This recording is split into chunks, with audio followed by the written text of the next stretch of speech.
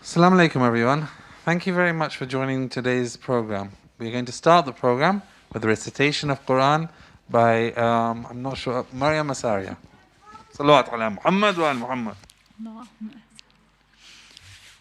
أعوذ بالله من الشيطان الرجيم بسم الله الرحمن الرحيم وما أبرئ نفسي إن النفس لأمارة بالسوء إلا ما رحم ربي إن ربي غفور رحيم وقال الملك ائتوني به أستخلصه لنفسي فلما كلمه قال إنك اليوم لدينا مكين أمين قال اجعلني على خزائن الأرض إني حفيظ عليم وكذلك مكنا ليوسف في الأرض يتبوأ منها حيث يشاء نصيب برحمتنا من نشاء ولا نضيع أجر المحسنين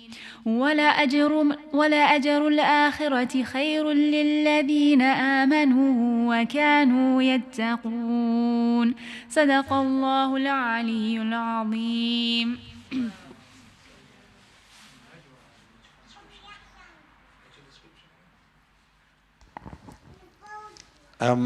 Thank you very much for that beautiful recitation.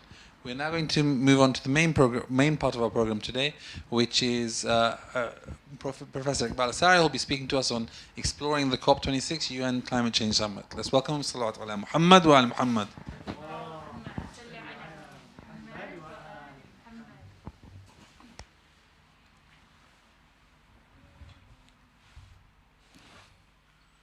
أعوذ بالله من الشيطان الرجيم بسم الله الرحمن الرحيم رب اشرح لي صدري ويسر لي أمري واحلل عقدة من لساني يفقهوا قولي. Assalamu alaikum. As you know, this talk was supposed to be next week, but the speaker for today was not well, so we'll start it. Anyway, as it happens, COP26 is starting tomorrow or thereabouts, and every paper and every news media is full of that, so everybody is fully aware. But I'm not sure how many people are aware of the full implications of what we are looking at. Just to give you a very, very brief background, I started on this kind of work in 1980 when I joined the Third World Network in Malaysia, and then the World Bank NGO Committee and so on. So we have been looking at these issues since then. Okay, in 1980, if you're talking on these issues, everybody was laughing at you that you are just jokers or whatever. Nobody took it seriously. But we had a very real experience. We used to go twice a year to Penang in Malaysia to meet with all the other members of the network. And they used to host us in a small hotel on the beach in Penang, which was called the Lone Pine Hotel. So you had the beach and you had a nice setting, and it was actually the hotel was made of pine wood and was owned by a Chinese owner. It was very pleasant surroundings, and we used to go, and whenever there was time, some of us would go to swim, some would dip their feet in the water, and so on. By the third year, they said, you can't go to the beach. And we said, what's happened here? They said, all these huge, big hotels which have come up for hosting tourists, they are just discharging raw sewage into the sea. So the sea is now full of raw sewage. So we understood now that there is a problem, that if you don't regulate these things can get out of hand. In fact, then when I read up 200 years ago roughly, the Parliament in Westminster was suspended one summer because the Thames was stinking so badly, they couldn't sit in the Parliament to have the session. And then they found that there was a discharge of raw sewage and discharge of all kinds of effluents from industry and so on straight into the river, which was obviously coming downstream. So again, it became clear that the market will not solve this problem. It needs to be regulated, because obviously for those people who are dumping, it's cheaper just to dump instead of treating it or preserving it. And you saw that last Monday, I think, we had this huge debate in the Parliament here again, where water companies are still discharging raw sewage into the rivers, and they are not being fined. So the bill was introduced to get them to fine these people. And the present government was resisting it until they were named and shamed and so on. And they have sort of halfway agreed. But you see, so the question is, there are lots of vested interests here which do not want to do anything about some of these things. These are minor things compared to what we are going to talk about. Okay? So we have a background of 42 years in this business here, looking at global issues. At that time, we were looking more at construction of very big dams, like the Aswan High Dam, the Three Gorges Dam in China, the Narmada Dam in India, Gujarat, and then the Turkish dams on the Euphrates, where the beginning of Euphrates. All dams, they require, obviously, they imply the complete destruction of habitats, homelessness to many people, and so on and so forth, and then change to the ecosystem. So the whole ecosystem of that region will also go in reverse. And we were working against the World Bank to see if they could, before financing any of this, they should have an environmental impact assessment and so on. So this was the beginnings of this thing. And then slowly we had the coming out of reports. One of the key report was limits to growth. Whether if we continue to grow, we will be able to accommodate all the people, all the waste, all the rubbish, all the peelings, whatever we have.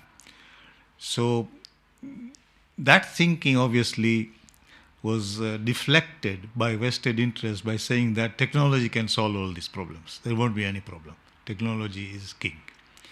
Fine. So now, since 1995, I think, we have this starting this COP conferences, and not many people will know that COP stands for Conference of the Parties to the United Nations Framework Convention on Climate Change, UNFCCC. So COP26 is the 26th convention on this. The last big one was a COP15 in Paris, where a lot of preliminary targets and principles were agreed, although not many of them were binding. And as we know that when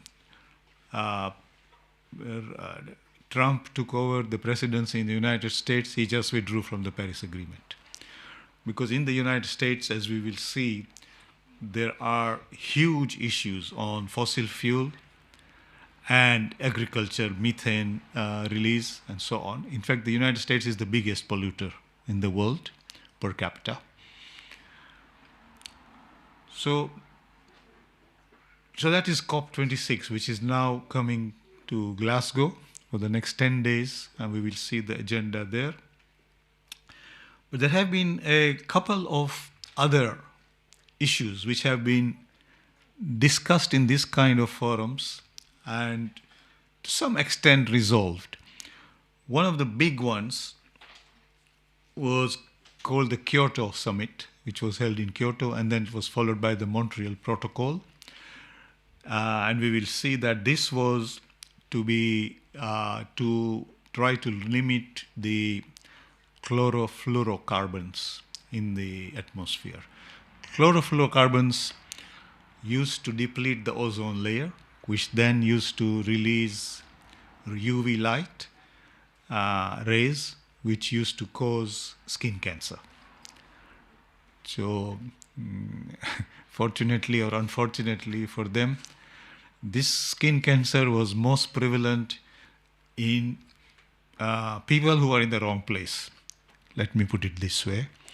So white people who had migrated or colonized Australia, New Zealand, Americans who had colonized United States, they were more affected by this. Black people, for example, were hardly affected because they were used to this kind of radiation. But anyway, it was a global problem, and we will see how it was resolved or not resolved. Fluorocarbons are critical to refrigeration and air conditioning. And therefore, there was a balance between air conditioning and refrigeration. Air conditioning is, well, a semi-luxury. In some places, not so luxury. But refrigeration for the food chain is critical. If you go to many countries, you see that when fruit arrives, vegetables arrive, it's already rotten by the time it gets to the market because it's not refrigerated. Here you will see that everything you buy, you get it refrigerated. But to run the refrigerators, you need the CFCs. Now it has changed, but before that was, and those are released. Now, this COP26 should not be confused with another summit, which is now at the COP15 stage, and that is on biodiversity. How the biodiversity in the world will pan out if we do not be careful. To give you an example, when I last went to Hajj, or Umrah for that matter, I just was thinking, putting my NGO hat on. If you have been there, you will see that every time you go into the haram, you have a possibility of drinking Zamzam on the way. Yeah, so you might drink 3, 4, 5 cups during the day, or even 15, 20 cups, plastic cups, disposable. So if you now look at 3 to 5 million people dumping 20 cups every day, you're seeing how much plastic waste. And we don't know what they do with the plastic waste. They might just be dumping in the desert, or they might be dumping in whatever. And these do not degrade. These are not biodegradable cups. They are plastic cups, proper, one-time use. So even in a holy ritual like that, we are not conscious of the damage we are doing to the environment. I just shudder to think what is happening to the Arbain Walk when they say 15 to 20 million people are coming. How many plastic cups they are dumping into the Euphrates and so on. Okay? So it's not something which is remote to us. It's not something happening in some remote island like Maldives, which may disappear altogether if we are not careful. It is very real. So the other thing is that these are the biodiversity and other things are not limited to the net zero idea which is behind COP26. Yeah? Net zero is a very small part of the whole problem. So what is net zero? What net zero says is that at the moment scientists are of the opinion that global temperature should not rise more than 1.5 degrees centigrade above pre-industrial emissions rate. Because they feel that 1.5 degrees is a tipping point where many other things can start and there will be self-fulfilling problems and we could get into a catastrophe. Where we are now, if we don't do anything, we will be past 2.5 degrees over within the next 10 years, 5 to 10 years. So we'll already be past the tipping point. So the idea of COP26 and net zero is to make sure that we stay at 1.5 maximum, or even lower if we can get to. Now that has lots of implications, how you can do it or not. But that is the idea, okay? Now there are 200 participating countries who have to give commitments to be formalized and agreed. The big ones, of course, United States, China, India, Europe to some extent, some of the African countries, Saudi Arabia, which is a huge polluter because of its fossil fuel production, Australia, because it's one of the biggest producers of coal, carbon. So the three principal pillars of this net zero business is fossil fuels, coal, and methane.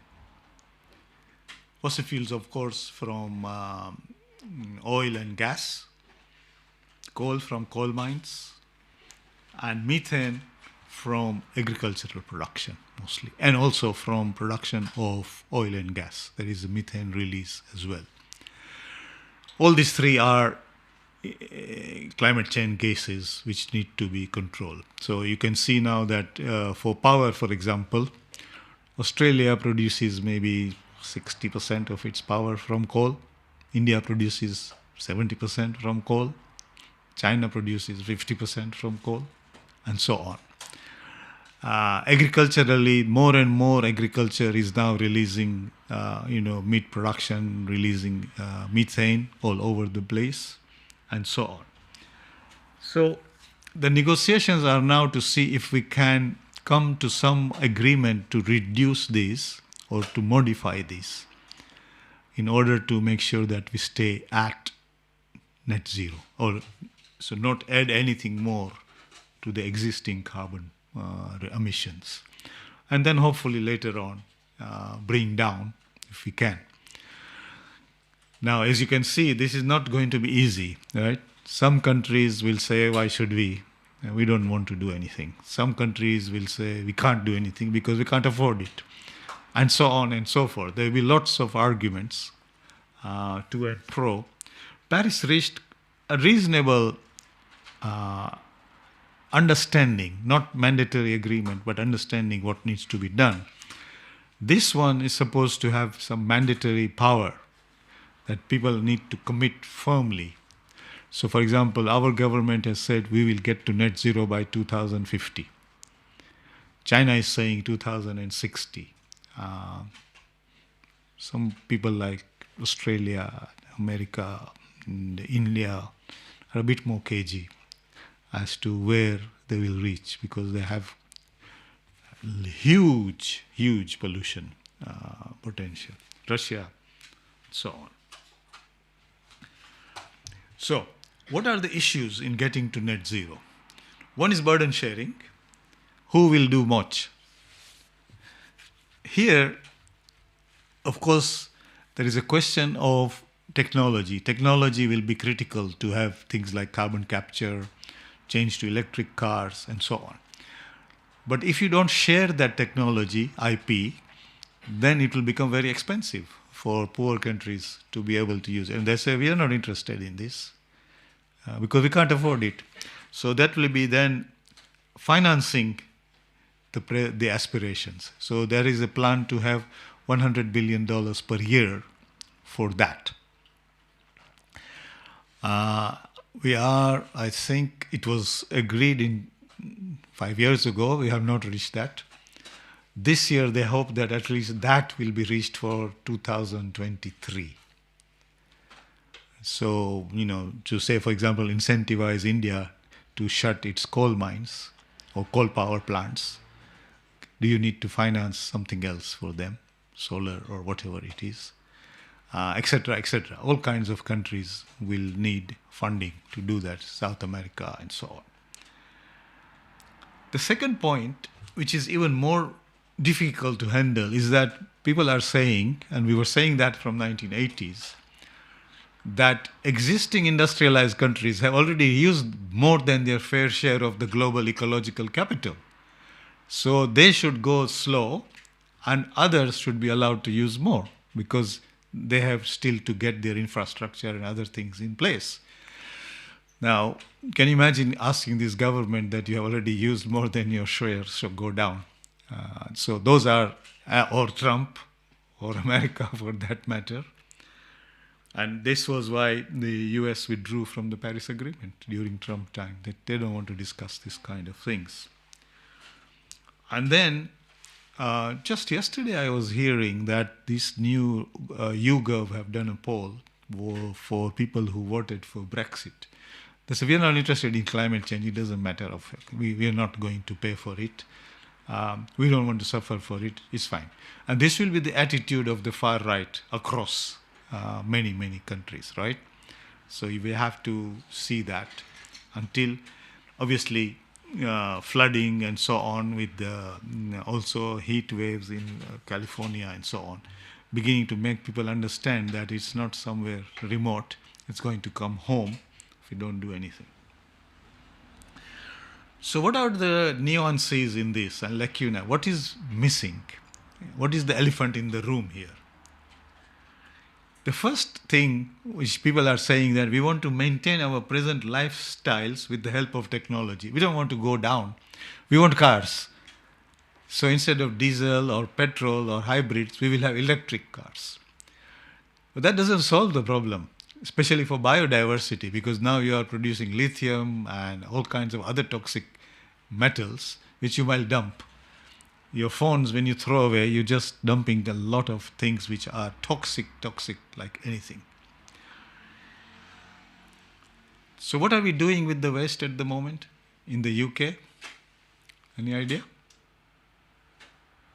Non-recyclable waste? Huh? Sending to where? Well, it was used to be China first. When China refused, then Malaysia stopped, then Turkey. Now Turkey has stopped, so we are stuck. So we will find somewhere else. Because I remember when we were in the World Bank in the 80s, 90s, early 90s again, the chief economist of the World Bank, Lawrence Summers, he said to us, I don't see what is wrong in dumping toxic waste in underdeveloped and underpopulated countries. This is the chief economist of the World Bank. Later on, he said, I was just joking. But, this is just shows you the attitude of these people to this. So now we will have a problem where we will dump this plastic, one-time use plastic, unless we stop using it altogether. But you can see now that with the pandemic, we are using more and more of that stuff. Quite a lot more than before. You just have to buy a burger from McDonald's or somewhere and you see how much packaging you are using, or milk or whatever else, right? Then there is another very subtle idea which is called carbon trading. So you can say you don't need to reduce your carbon footprint. You can buy credits from some other people who are reducing and pay them. So again, that doesn't take you very far in terms of solution. It's just a stopgap. Then there is very superficial discussion of biodiversity loss at the moment, right? Even here it's starting. But there is a big report has been published by, it's called the Das Gupta report on biodiversity loss. And in fact, it is even more insidious than climate change because it is very slow, very incremental, but can strike you very, very sort of suddenly. So without knowing, you will be in trouble.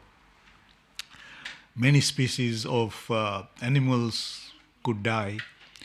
Many kinds of agricultural, varieties could die. All kinds of things can happen, which can then make life much more difficult for human beings to focus on.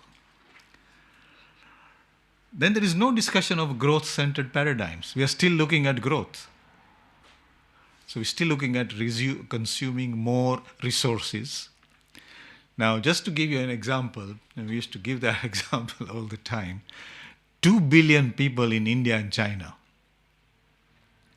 if they start at living standards which we have,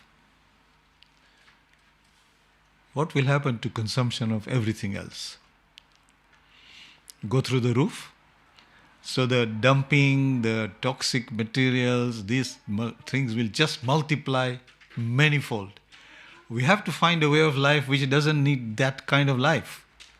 We have to change whole of life. Now, we tested this in America in those days even. We said when the CFC, the Kyoto Protocol business was there, we said if Americans put down their air conditioning by 2 degrees, then the whole of China can use refrigeration for their food chain. That was the comparison. So Americans, why should we do it? Even NGO community, the people who are supposed to be in the front line, no, we can't do that. We have to live comfortably. So you see, there is this problem of concept. Then there is the role of the state and private capital. Private capital, as we said, is not interested in sustainability or doesn't factor in unless you regulate it. But then if you are against regulation or light regulation, you see what is happening already, and more of that will continue to happen. And obviously, once you go outside those parameters, you have to look at what happens to equity and justice. Are you being equitable? Are you being fair across borders, across parts of the same country, and so on? And if so, how are we going to pay for it or allow for some people to reduce their standards for the others can live? And there is a new movement started after the Black Lives Matter movement. It says that actually these people have built we have built our economies here on the products and plundering of other countries. So we need to now make reparations for them to be able to face the climate change which has been forced on them by our activities. Can you see the debate now going somewhere where the far right will just jump and then problem. But also reparations as rights rather than aid is needed so that people understand that this is our obligation. Just like Black Lives Movement want to make reparations for slavery as an obligation, not as a favor or anything. And then we have to come to the other question, which is a gap, that on top of all these agendas, there is the United Nations SDGs, Sustainable Development Goals, the 17 goals, which are supposed to bring sustainability to the whole global framework. That needs trillions of dollars per year of financing to be able to manage that. Okay, so it's not net zero is a very small cog in this wheel. There are big issues coming. So what are the recent experiences? Kyoto process, as I told you, were CFC emissions and the ozone layer depletion. CFCs were critical for refrigeration. So alternative was to share existing technology which could replace CFCs, which didn't happen to that extent, but China was able to copy that technology and considerably reduce its CFC production. So CFC balance was reached on top of the Kyoto Protocol. The Kyoto Protocol set the framework, but it was the Chinese action in detail. And now refrigeration of the food chain in places like India, China is quite common. But let us see our experience with the recent COVID-19 vaccine distribution.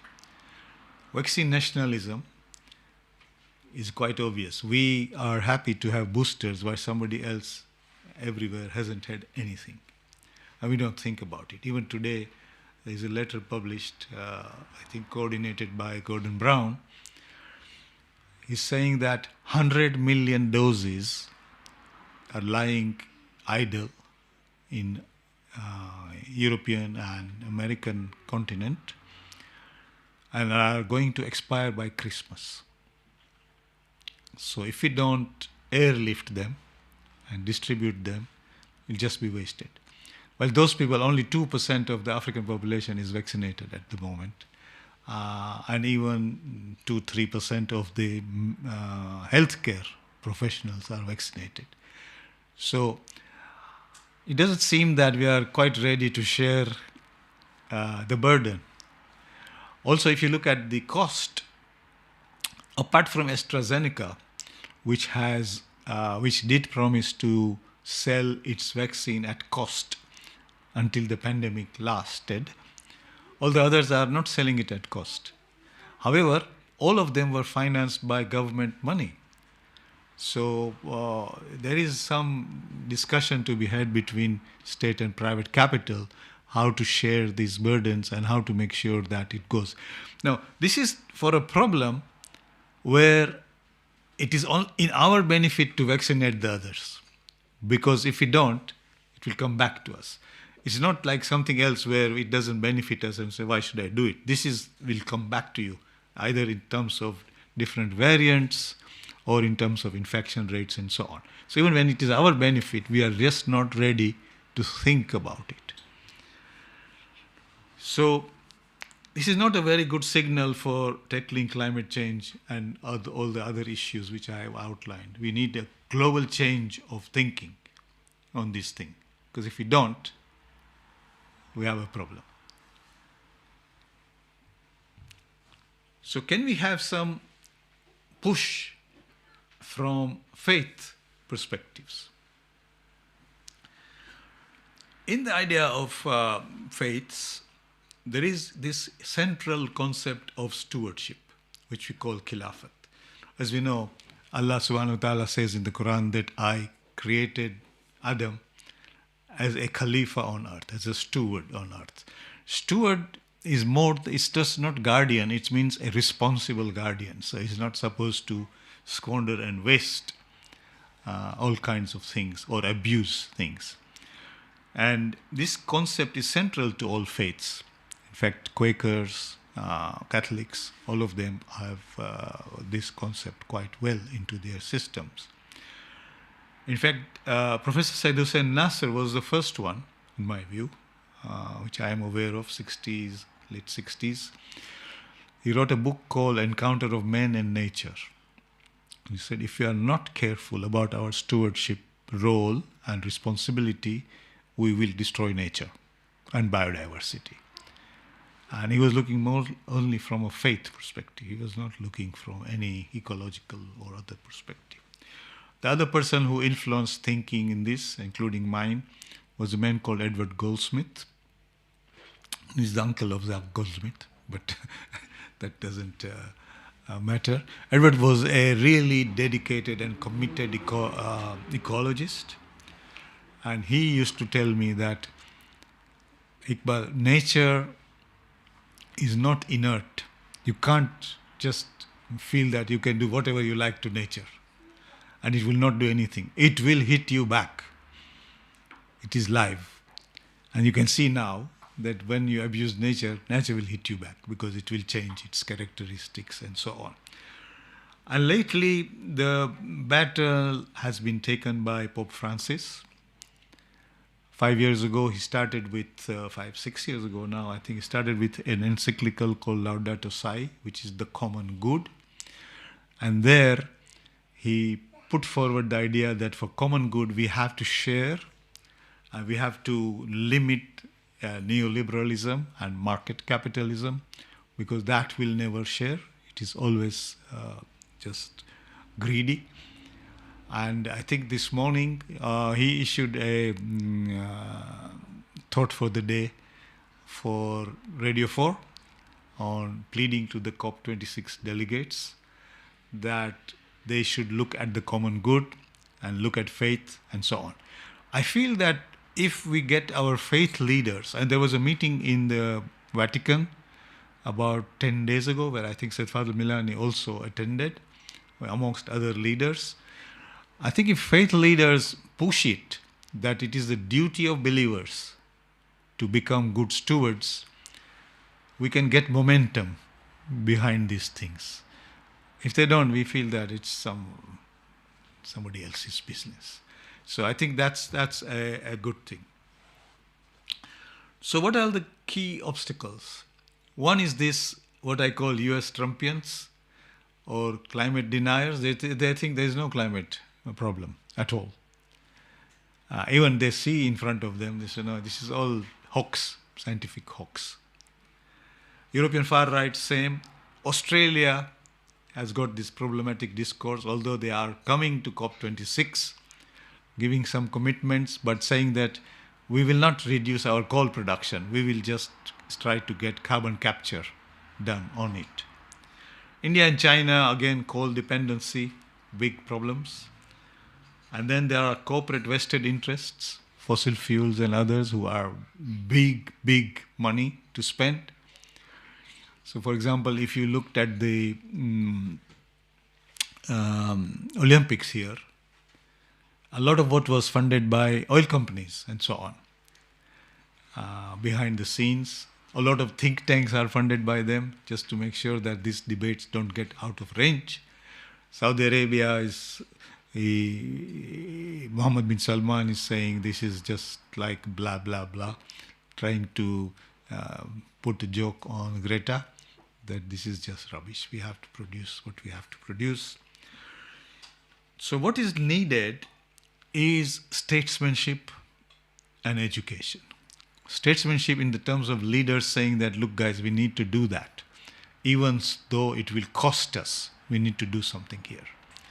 And prepare people for doing something. Just like when you are going to war, you say, okay, this is the problem, but we need to go. Like they decide to go to war against Germany, Second World War, was a costly thing, but it needed statesmanship to be able to do that. Education of the people, right from the bottom up, that this is the question. So every child, every person is thinking of how to address these problems, how to live more simply. There is a little bit of progress, very little. It's called right to repair. So you don't need to throw your phone every 2 years. You have a right to repair. You can upgrade it. You can do all kinds of things within that phone. Otherwise, you have, how many billion phones are there? Every 2 years changing, how many you are dumping just everything everywhere, and so on. And of course, this has to be in a global context, so you need to have global equity and justice. But you have this neoliberalism and inequality, and you have globalization and inequality, rise of populism, people like Trump and Brexit.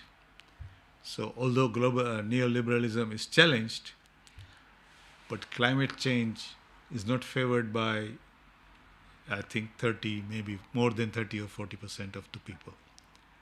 So we need to change that dynamic to something else. The other question, this net zero, the whole climate change thing does not address the SDGs, the Sustainable Development Goals. These are on top.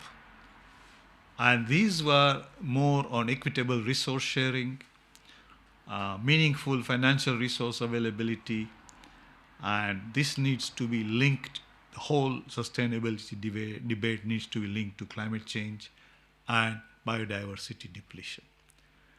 So these are big agendas which are not really on the table at COP26. They are just below the surface, because I think they have decided that let's concentrate on something small comparatively and get that done, then we can see what happens. Yeah. But now let's look at what happens if you want to get to net zero. If you want to get to net zero here, We have to reduce our coal plants. There are few, and there are unfortunately new being authorized. We have to reduce our oil production, gas consumption. Renewables are fine, but we need to increase those. The problem with renewables are that they are not 24/7, so we need to invest in storage and other things. Lots of things need to be done. We need to change our lifestyles to accommodate this. We need to get out of this throwaway culture and do more simple living. It won't kill any of us, but it's a change of lifestyle. Now, globally, that needs to be done. I leave it to you to think how to spread that message and get things going. Assalamu alaikum wa rahmatullah. Salaat Allah. We have questions?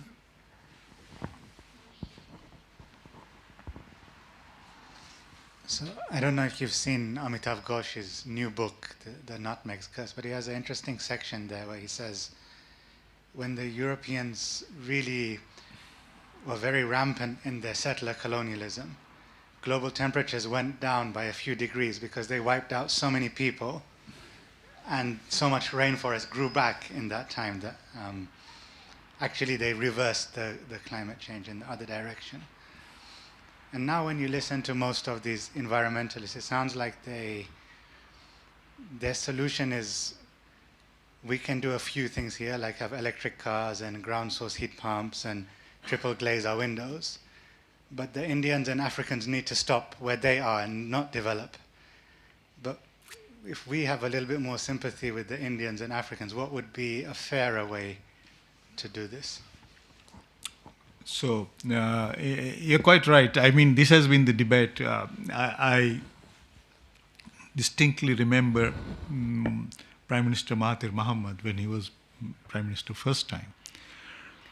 He told this kind of summits, he said, look guys, you are saying that we should stay in the jungle whilst you stay in cities and we don't do anything for you to be living comfortably. This is not going to happen.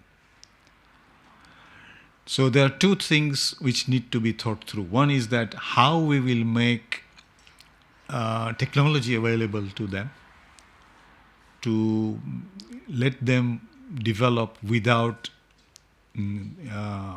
as much resource use or carbon use as we did. And the second one will be the IP regime, how the IP regime, intellectual property regime, will be fashioned on that. And then, as I said, the idea of reparations or payments for all that plunder, which has happened before. Now, this is a very big statesmanship stroke education exercise. I don't think people or leaders are going to do it voluntarily, right? Especially with the far right growing in prominence. So we're looking at quite a number of upheavals in the next few decades before. I hope that in the meantime we don't tip over and then just become extinct, because you have 3 billion people at least hoping to grow. So it just now, even with this where we have reached, the per capita carbon emission of an average American is 57 tons or something, I think. Of an average Chinese is 2. Can you imagine if it reaches 57? What will happen? So, yeah, this is a big question. And Amitav, I've just received the book today as well. So it's a beautiful book. It's thought-provoking. And it sort of goes from both ends, either where they have depleted people. We are not talking about now a Malthusian solution that we finish 2 billion people so that the rest can live peacefully. But if these people want to live, or we need to be fair, then we need to think that we need to actually use less resources. Now, this is an intellectual, technological, scientific, and philosophical exercise.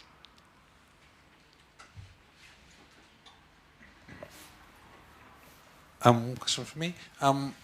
If we're talking about the fact that we have to use less here in the West, for example, assuming I'm a market capitalist and I think in that way, the way to deal with it, one way to deal with it might be through taxing. That anyone and on a global scale, anyone above, I don't know, the index you use of 57 is US.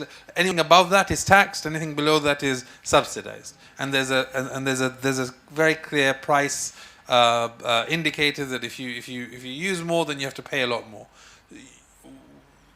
You mentioned that the carbon tax was part of the thing. And, yeah, so there are two things, yeah? Yeah. There's carbon tax and carbon credits. Yes. Carbon tax is what you are talking about. Those are carbon credits. Yeah. Those are different. Carbon tax, you are right, that if you want to send signals to the market, at the moment, the tax on carbon is £2, I think, or $2. It needs to be, just today there was an article in the Financial Times by Gillian Tett. It needs to be about $50 to $70 to just incentivize the market sufficiently. Now, again, this is a problem of populism and democracy. Will they agree to a $50 tax on carbon, which will obviously mean all kinds of changes by itself? The market will then change. So by creating that market and forcing it, firstly starting at $2 just so that people get used to it, and then ramping it up and up and up because now you can do that, that seems to be not an unreasonable solution. So that's one. Second thing is, what is the role, do you think, of the finance system as a whole? You mentioned that there's 100 billion that needs to be financed here, and trillions needed to be financed to do the SDP, the UN Sustainable Development Goals, etc. So to what extent is there a role, what is the role of the financial industry in actually being the statesman if the government's not going to do that, or if regulators actually, which is probably more likely, of forcing the finance industry to make a difference? So I think the way will be a mixture of public-private partnerships, right? A lot of these projects need to be seed funded by public money, and then private industry can take over. But then private industry or private capital needs to understand that if they are given this favor, they need to pay proper taxes. They can't then, to give you an example, the Professor Mariana Mazzucato, in her first book, The Entrepreneurial State, talks about something which is very interesting. She says that all the technology in concept, which is being used by computing and mobile phones, was developed by state funding of the US state program. Space program, sorry, state funding of the US space program. Because as some of you may remember, most of you are too young, but if you are older, you can see some photographs. Before, soldiers used to carry a whole huge backpack on their back, which was for mobile communications, right? Now, when they wanted to send the spacecraft into space, they had to miniaturize all that. So billions of dollars were invested in that. And she shows in her book that Apple would not have been able to do what it has done if they didn't have access to that technology. The question is, how much tax should Apple pay to the state for having enabled that? And there are so many examples like that now coming up. So there will have to be that, but there will have to be change in finance in the sense that you will have to pay your fair share of the benefit you are being given by seed funding, by state funds, or by multilateral development banks, and so on and so forth. If that change can be done, then we can see some movement, because market discipline is also needed. Otherwise, you're just throwing money at white elephants all over the place. Any final questions? Is replacement by nuclear energy any better or worse? Nuclear energy is a very sensitive issue, right? It has an advantage in the sense that it is available 24/7. So when there is a gap in sunshine or wind power or so on, it can take over. It's not polluting in that daily sense of the term. The big problem with nuclear energy is disposal of radioactive waste, which is not a small or finite problem. It's a huge problem over thousands of years. So what will you do with that? So it may have an intermediate role in terms of bridging the gap between coal, gas, and renewable. But in the longer term, we have to go out of that as well. Okay, thank you very much. I think we'll end there. Salaat ala Muhammad wa ala Muhammad. And just a couple of quick announcements. The week after next talk is by Samir Rahim, who will be speaking to us about imagery of different people in the past. Dr. Chris Moffat the week after, Dr. Surah Muhammad the week after. Please look at our website, SICM.org.uk, to find out more. Salaat ala Muhammad wa ala Muhammad.